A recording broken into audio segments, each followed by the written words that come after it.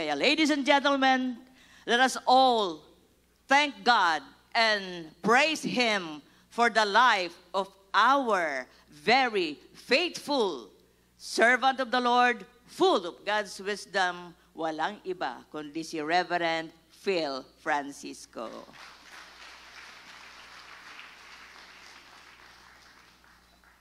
Thank you, ma'am.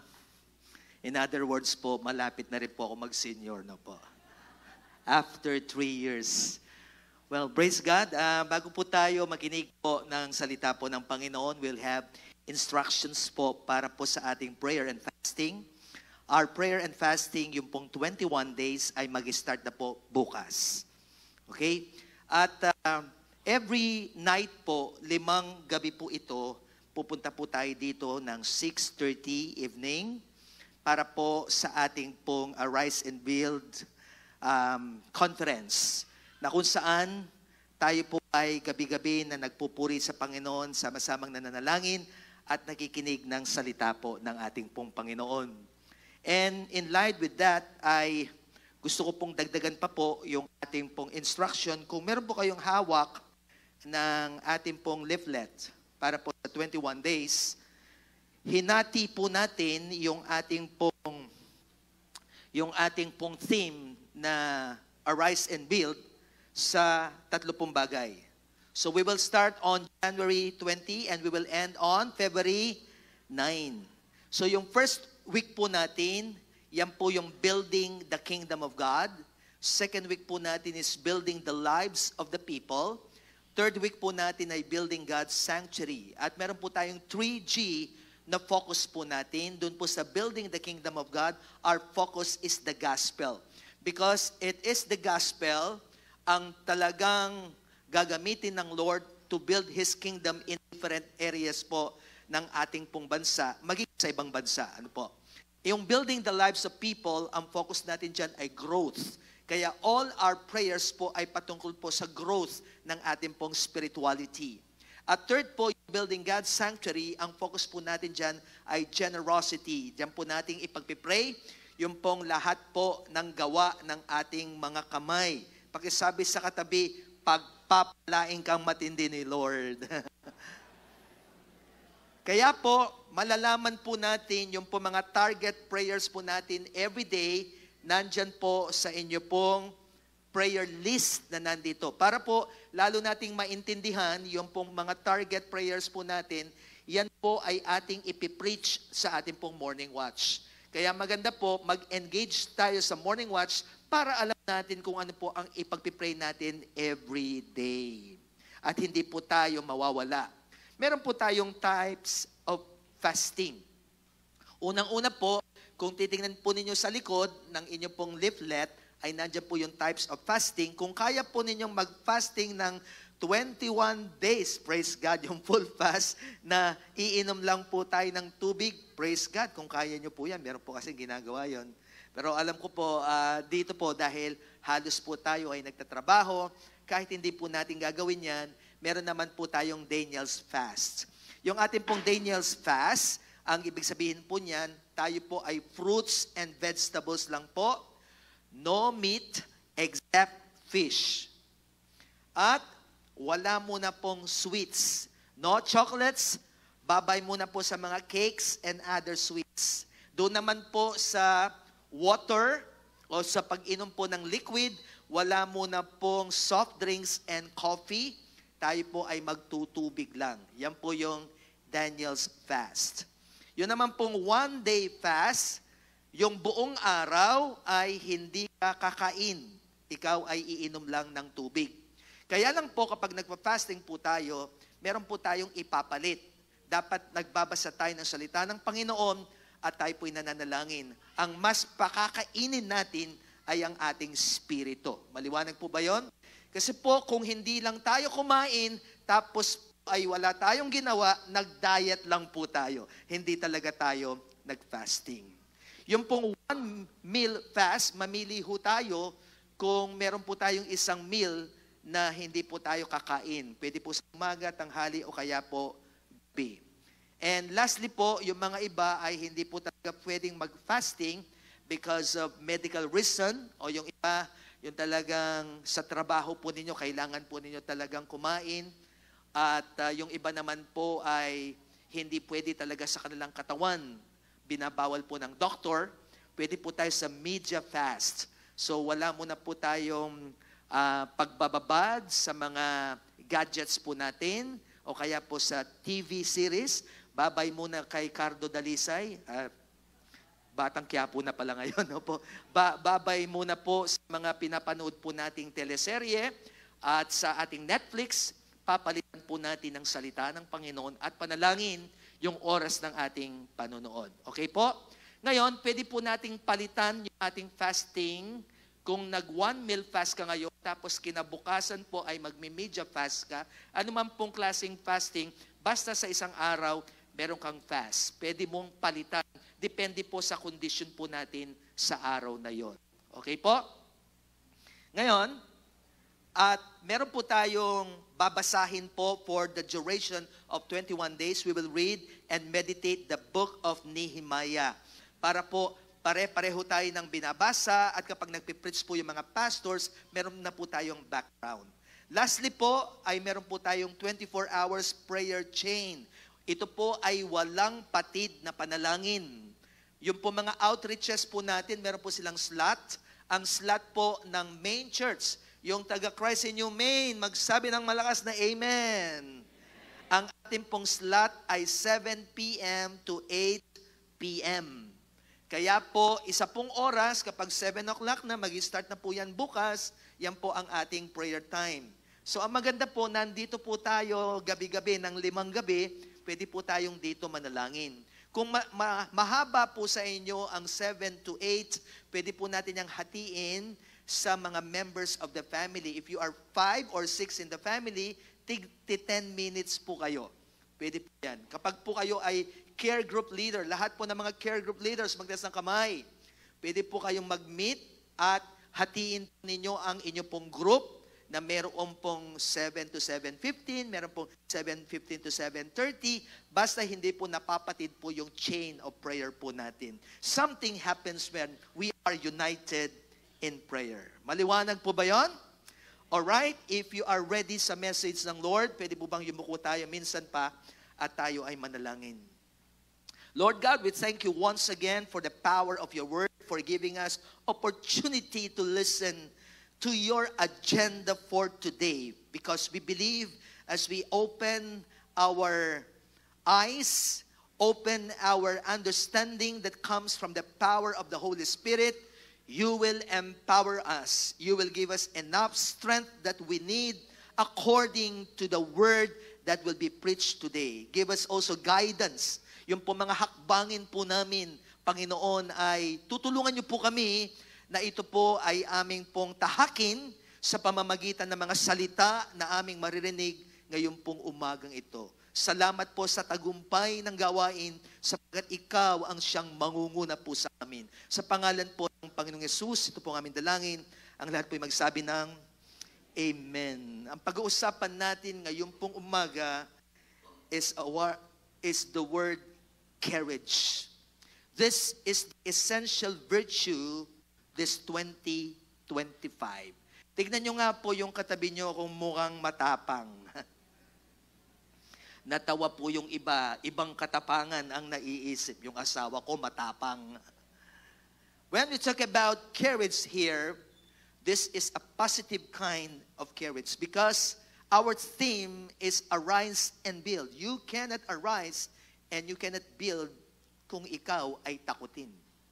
Dapat ikaw ay matapang. Ang sabi po ng Proverbs 28 verse 1, the wicked flee when no one pursues, but the righteous are bold as a lion.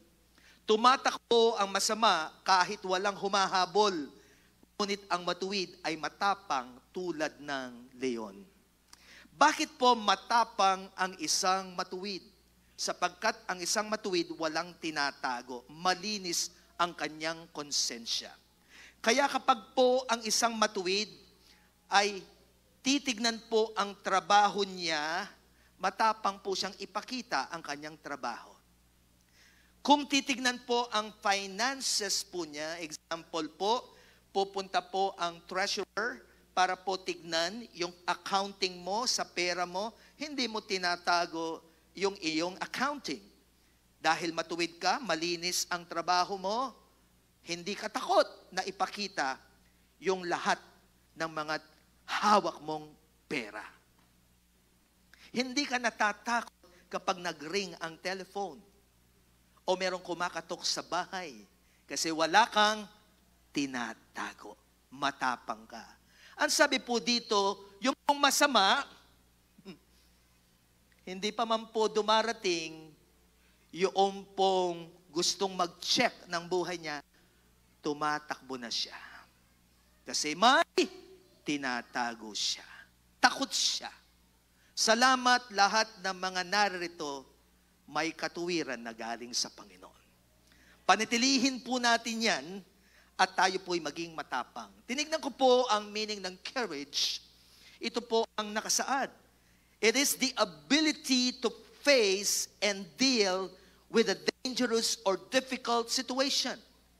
Ang kakayahang harapin at lutasin ang isang mapanganib o mahirap na sitwasyon. Ang isa pong matapang, nandoon po yung dalawang salita sa kanya, deal and face. Haharapin mo at lulutasin mo yung problema. Hindi lang po natin haharapin ng may katapangan, gagawa ka ng paraan na yung problema ay magkaroon ng kalutasan. Hindi po katapangan na nandiyan yung problema, tinitignan mo lang. Hindi ka nga umalis, kaya lang nakatingin ka lang. Dapat yung problema, gagawa ka ng solusyon para ito magkaroon ng kalutasan. Yan po ang katapangan. Kung minsan mahirap, pero dahil matapang ka, hihingi ka ng tulong sa Panginoon, para yung problema, yung hindi maayos na sitwasyon, ay bibigyan mo ng kaayusan. One courageous act is worth more than 100 dreams. Ang isang matapang na gawa ay mas mahalaga kaysa sa 100 pangarap. Pakisabi nga po sa kanan, pakisabi sa kanya, huwag kang pangarap lang.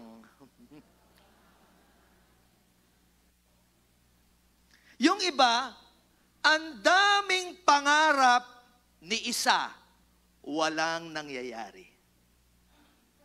Okay lang na merong isang pangarap na nagawa mo, nakamtan mo, nangyari sa buhay mo, kaysa 100 pangarap ni isa, walang nangyari. Kaya sa pag-uusapan po natin ngayon about virtue of courage, meron pong 3 bagay kung saan nating ipapakita ang ating pong katapangan. Unang-una is the courage to start. At meron po tayong declaration, I will not be afraid. Sigaw po natin, 1, 2, 3, I will not be afraid. Pangalawa po is the courage to sustain.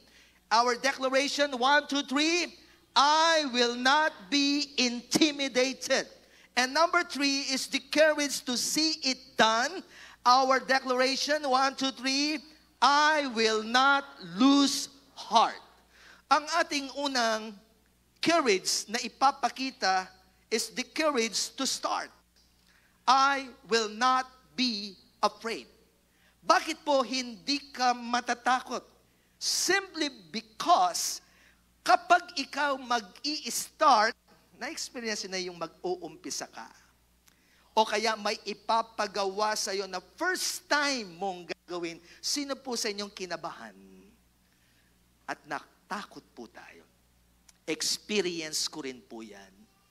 Kasama po ni Bishop Alvin, noong pong first time po kaming magpipreach sa Christ in You, si Bishop Alvin po inatasan po mag-preach ng December 25. Yan po'y Pasko. Ako naman po, January 1, New Year. Alam naman po ninyo kapag po Pasko at New Year, yan po ang pinakamaraming tao. At matindi po kapag January 1, naghihintay po yung mga tao kung anong message ng Lord for the whole year. And it was my first time to preach. I was only mga 21 at that time or 20 years old, we're talking about preaching to a large crowd. Although I was already preaching at the age of 17, at the age of 18, sa mga kalye-kalye lang po kami, sa mga young people, kami nagpipreach. Pero yung mag-preach ka ng maraming tao ng January 1, first time, natakot po ako. Alam niyo po, December 31, midnight, nandoon po ako sa itaas ng bubungan po ng bahay namin. At doon ako nagpipray. Habang yung mga kapatid ko po sa baba, nagba-barbecue po sila at nagpapaputok, ako po nagpa-fasting. Dahil hindi ko po alam kung ano po ang aking ipapangaral. Alam niyo po, noong nag-preach na po ako, parang nakahiwalay yung ulo ko sa aking katawan. Parang wala akong nakikita. And lo and behold, I thank God, I overcame yung pong kaba at takot sa puso ko. And that was the start na binigyan po ako ng tapang ng Panginoon na kaya mo yan, anak, magpatuloy ka sa pangangaral ng salita ko. Meron pong isang lalaki po sa Biblia by the name of Joshua. Hindi po madali ang pinapagawa ng Lord kay Joshua. Lalong-lalo na po, siya po ang papalit sa kanya pong leader na ang pangalan po ay si Moses. Isa pong matindi po sa buhay ng isa pong papalit, ang tawag sa iyo ay transitional leader. Kapag papalitan mo yung leader na matindi, napakahirap. Isipin niyo po si Moses, yung itataas lang yung tungkod, nagmimilagro ang Panginoon. Nakita po ni Joshua sa buhay po ni Moses kung paano nagmilagro ang Panginoon. Kaya lang po, hindi po naidala ni Moses doon po sa Promised Land ang mga Israelites. At ang inaatasan po ngayon na magdadala sa Promised Land ay siya, si Joshua. Kaya iniisip niya, kaya ko kaya ito? Grabe ang papalitan kong leader. Nakita ko yung buhay niya. Na-experience yun na po bang papalitan ninyo ang leader na napakatindi? Sa loob na lang po ng bahay, alam niyo po, saludo po ako, na kapag namatay po yung tatay at namatay yung nanay, yung ulila, tapos tatayo po yung panganay na siya yung magiging tatay at nanay at the same time. Saludo ako, katapangan po yan, na itataguyod mo ang mga kapatid mo para makapag-aral sila. Yung mga iba nga, hindi mo na ho sila mag-aaral. Magtatrabaho sila para po papag-aralin yung mga kapatid nila. Tapos makakarinig pa po sila ng mga negative sa mga kaklase nila. Bakit siya tumigil sa pag-aaral? At ang tanda na niya, hindi pa siya nag-aaral. Hinuli niya yung sarili niya. Nung napatapos na niya yung mga kapatid niya, doon pa lang siya nag-aral. Saludo ako sa iyo dahil matapang ka. Kung ano yung hindi natuloy, yan po ay ating isasagawa. No wonder, ito po ang mga words ng Panginoon kay Joshua. Chapter 1, verse 6 to verse 7, and chapter 9. Be strong and courageous, because you will lead these people to inherit the land I swore to their ancestors to give them. Tapos inulit po sa verse 7, be strong, at nilagyan pa po ng very courageous. Be strong and very courageous. Be careful to obey all the law my servant Moses gave you. Do not turn from it to the right or to the left, that you may be successful wherever you go. Verse 9, have I not commanded you, be strong and courageous? At ano pong dinagdag? Do not be afraid and do not be discouraged. Alam niyo po, ang ibig sabihin ng discouraged, from two words, dis and courage. Kapag discouraged ka, nawawalan ka ng courage. Kaya, hindi ka makapagpatuloy. At dinagdagan po ng Panginoon, for the Lord your God will be with you wherever you go. Ang isa pong nakakatapang sa atin, yung alam nating hindi tayo iniiwan ng Panginoon at sinasamahan tayo saan man tayo pupunta. At yun po ang binigay na assurance po kay Joshua, kaya tumapang po si Joshua. Alam niyo po ba yung 95% rule of worry? 95% of the things you worry about won't happen. Mukha bang nagwo-worry yung katabi mo? Pakisabi sa kanya, hindi mangyayari yan. Ang dami nating worry sa buhay. Well, you're worrying about something that is never going to happen. And even if it does happen, well, deal with it when it happens. Kung mangyari man yan, kasi meron 5% na pwedeng mangyari. Eh kung nangyari, you deal with it. And that is what we call courage. Kaya noong una po si Joshua, nagwo-worry po siya, kaya hindi siya makapag-arise. Kaya ang first word sa kanya, arise, di ba? Ang word po kay Joshua, you arise. As I was with Moses, so I will be with you. Iniisip niya, mga higanti yung lalabanan nila, baka hindi ko sila makakaya. Kaya ang sabi ng Lord, sasamahan kita saan ka man pupunta. Kung pag-aaralan natin yung buhay po ni Joshua, lahat po ng wino-worry niya, magtatagumpay siya, I tell you, ang dami po niyang mga na-conquer na mga lugar doon po sa Canaan. Dahil sinamahan siya ng Panginoon. Doing things differently requires courage. It takes courage to leave an old chapter of your life and start a new one. Yung iiwanan mo yung dating buhay mo, tapos magpapabagong buhay ka, katapangan po yan. Example po, kung ang tawag ng Lord sa'yo, pupunta ka ng ibang bansa, meron pong ganoon. Kamukha po ni na Pastora Shen. Yung mag-uumpisa sila ng buhay po doon sa Europe, katapangan po yun. Yung wala kang masyadong kilala and you will start a ministry there with your husband. At salamat sa Lord, ang tagal na po nila doon. Ngayon po sila'y nagtatagumpay sa ministry. It takes courage to leave a wrong relationship and maintain a godly one. Katapangan po yung iiwanan mo yung maling relasyon. Lalong-lalo na yung masyado ka nang malapit sa relasyon na yan, pero mali. Katapangan yung iwanan mo yan. And you will go to a right relationship and maintain that relationship. Praise God. It takes courage to leave our comfort zone and move to God's supernatural zone. Kamukha po ni Abraham. Nasa comfort place po siya, doon po sa Ur. At sabi ng Panginoon, iwanan mo ang iyong bayan at punta ka sa lugar na hindi mo alam. Ang hirap po at ang puntahan, yung lugar na hindi natin alam. That is what we call supernatural zone.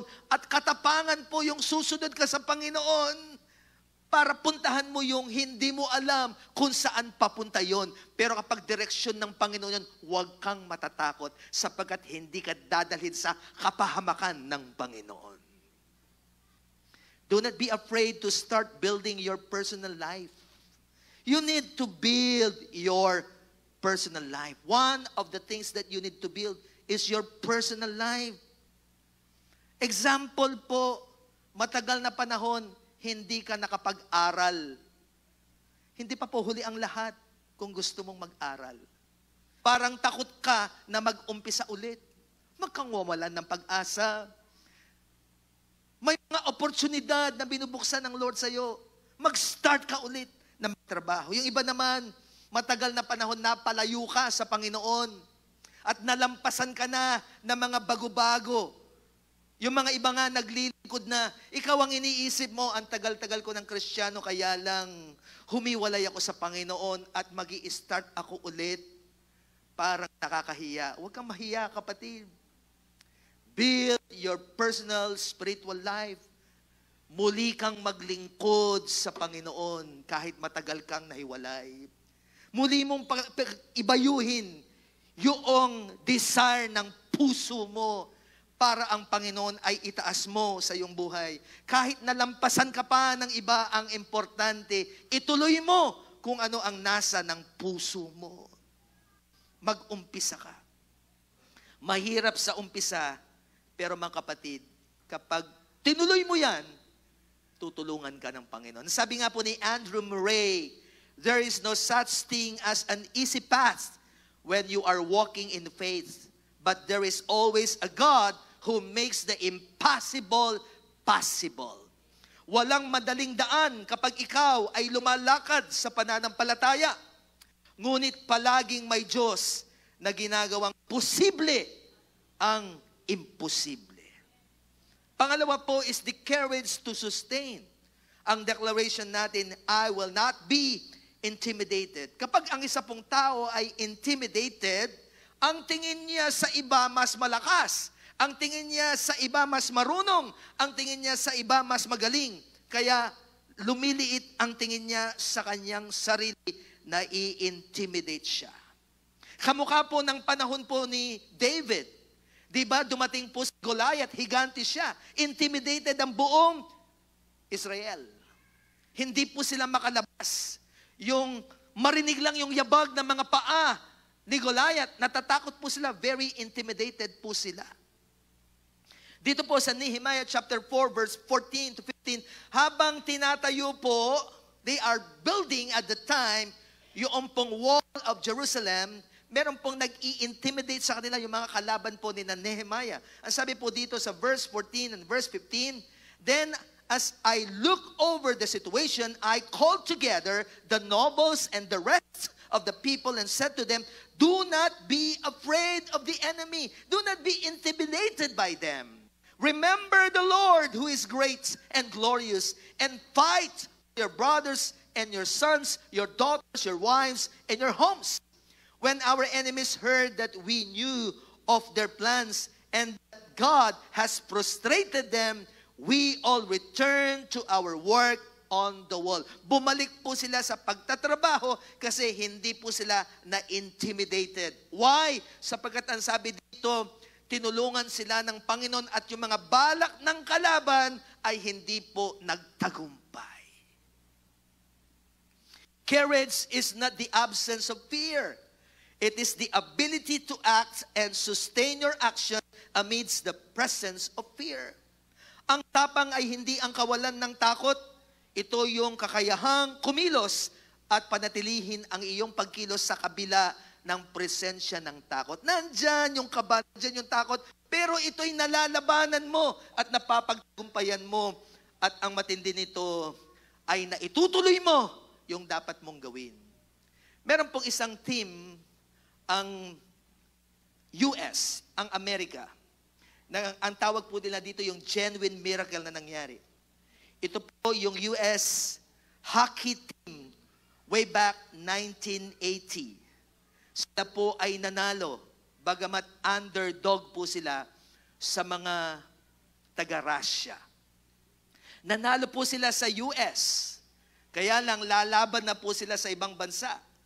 At ang kalaban po nila ay matitindi, malalaki yung mga katawan, talagang grabe compared sa kanila. Ang hockey po, nakakita na po kayo ng larong hockey, na sila po ay merong ice skates. Sila po ay naglalaro po sa itaas po ng yelo. At meron po silang stick, pinapalo po nila yung bola po para makapasok po ito doon sa goal. Ngayon po, bago po lumaban po ang US, yung kanila pong coach na si Herb Brooks, pinasok po sila doon sa locker. Ito lang pong sinabi sa kanila, "Men, you were born to play this game." At yun po'y tumatak sa utak nila at sa puso nila, "Men, you were born to play this game." Ipinanganak kayo para ilaro ang larong ito at mananalo kayo. Kaya habang hawak po nila yung stick, I was born to play this game. I was born to play this game. Sila po ay nanalo. Nag-champion po sila. Ang sabi po ng binasa natin kanina, Proverbs 28 verse 1, "The wicked flee when no one pursues, but the righteous are bold as a lion. You need to know your position. Tingin ulit sa kanan at kaliwa at pakisabi sa kanya, you are a lion.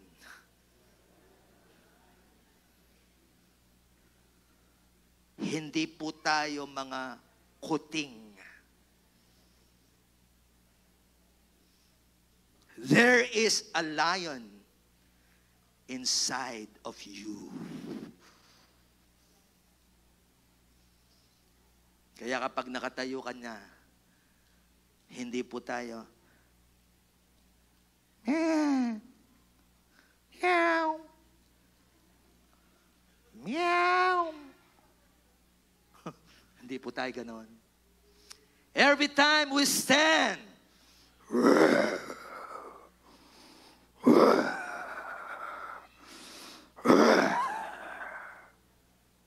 amen. Yung paggising mo sa umaga,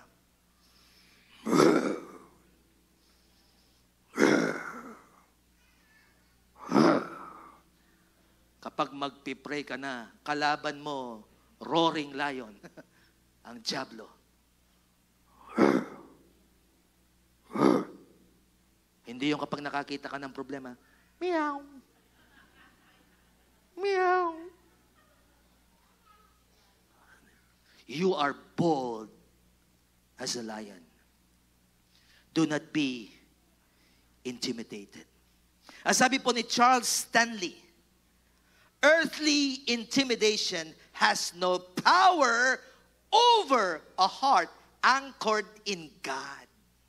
Kapag nakadugtong ka sa Panginoon, yung intimidation ay walang kapangyarihan sa buhay mo. But if you let fear control you, you will bury the gifts and potential God has entrusted to you. Alam niyo ba yung katabi mo, napakagaling niyan. Ang dami niyang potential. Ang problema, hindi lumalabas kasi natatakot. Nai-intimidate. Kapag intimidated ka, hindi lalabas ang galing mo. Magaling ka, kaya lang, ano ngayon kung mas maganda yung damit nila? Ano ngayon kung nakakotse sila, ikaw naglalakad lang? Ano ngayon kung maganda yung eskwelahan nila, ikaw hindi? Ang importante, binigyan ka ng kakayanan ng Panginoon na ilabas mo, tutulungan ka ng Diyos.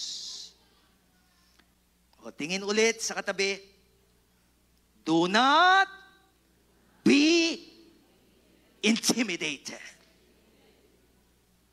Maraming nandyan sa buhay mo na kailangan mong ilabas. Huwag mong hahayaan yan ay mababaon lang sa lupa dahil natakot ka na ilabas yan. Dito po tayo magtatapos. The courage to see it done. And our declaration, I will not lose heart. Hindi tayo mawawalan ng gana.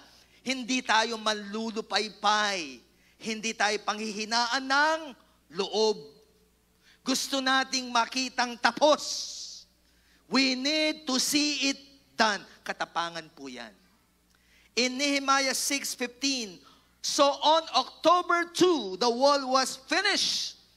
Just 52 days after we had begun. Dumaan po ng matinding pagsubok po yan. Kaya lang po, si Nehemiah, ang nasa isip niya, dapat matapos ito. Whatever will cost, I need to finish this. Katapangan po yan. Naalala ko po, nung nag-umpisa po kami ng aking asawa, 3 beses po kaming nangupahan. Lipat-lipat po, nangungupahan lang po kami. Noong pong 3 na po yung anak po namin, nag-usap po kaming mag-asawa, magpatayo na tayo ng sarili nating bahay. binigyan po kami ng tapang ng Panginoon. Kasi po, at that time, hindi po madali. Way back 1990s, hindi po madali. Lalo na, pareho po kaming lingkod ng Panginoon. Pumunta po ako sa Pag-ibig. Kukuha po kami ng lupa at magpapatayo ng bahay. Ito ang babayaran ninyo monthly, sabi po sa akin. Sa isip ko. Babayaran namin 25 years. Ako po ay 28 years old at that time. Matatapos ko kayang bayaran ito? Kasi tingin ko, 25 years, ang tagal, sabi ko. 28 plus 25, ilan po yan? 53. 57 na po ako.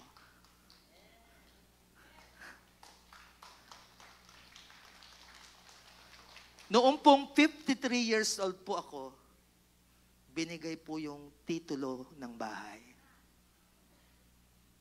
At tinignan ko, borado na po yung utang. Naiiyak po ako, may bahay na kami, walang utang. Borado na yung mortgage. Alam mo,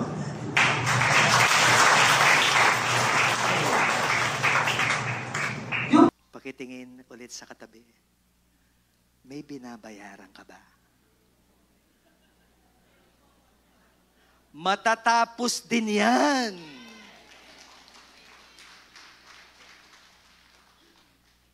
Huwag kang hihinto.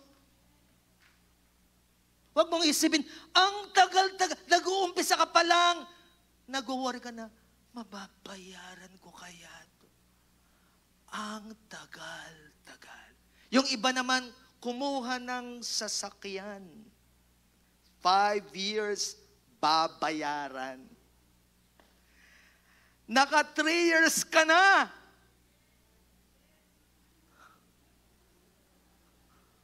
Itutuloy ko pa kaya ito? Naka 3 years ka na.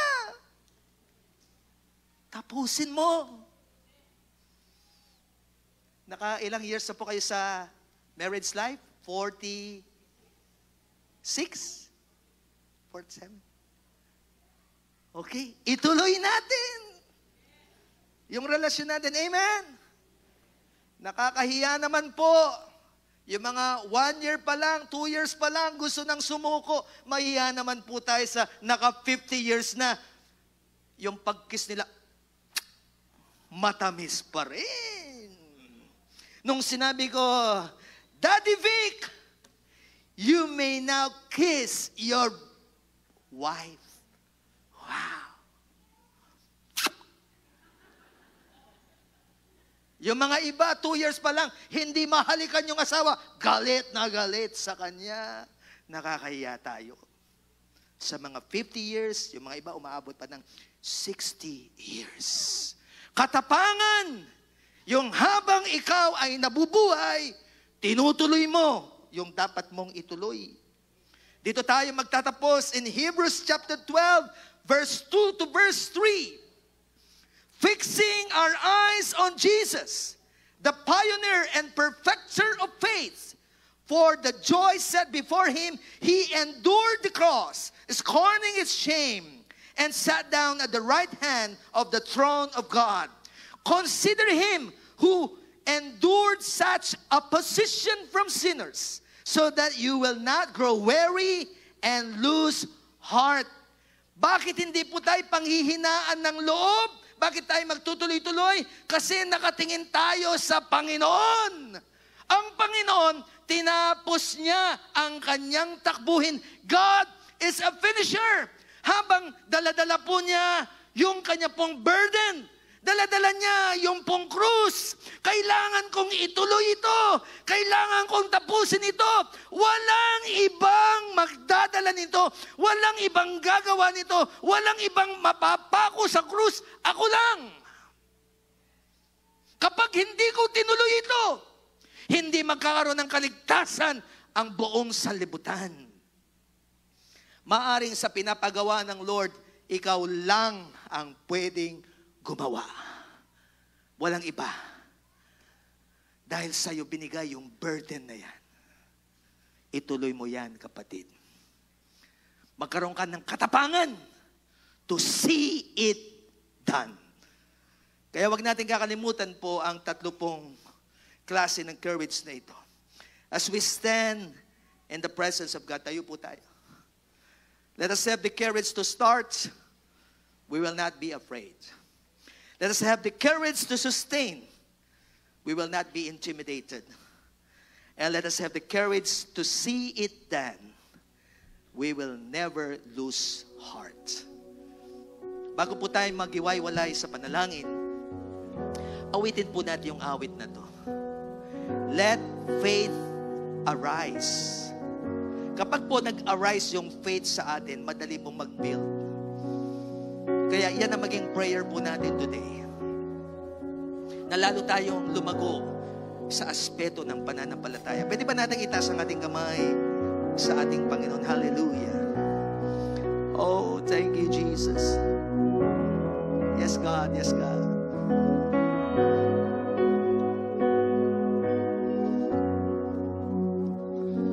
Be still, there is a healer. His love is deeper than the sea, and His mercy is unfailing. And His arms are a fortress for the weak. Let faith arise.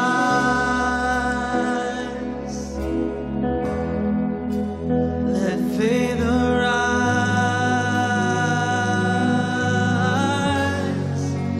I lift my hands to believe again. You are my refuge, you are my strength. As I pour out my heart, these things I remember. You are faithful, God, forever. Let faith arise. Let faith arise. Open my eyes.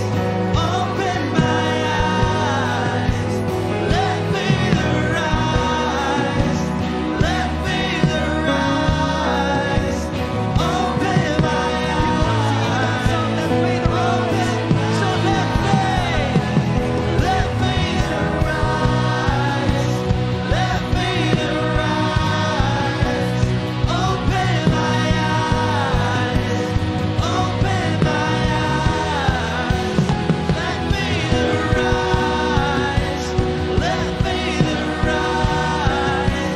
Open my eyes. Open my eyes. I lift my hands to believe again. You are my refuge, you are my strength. As I pour out my heart, these things I remember. You are faithful, God, forever.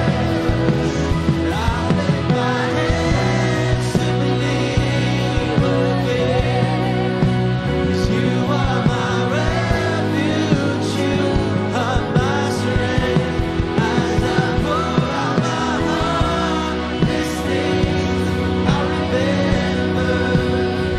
You are faithful, God.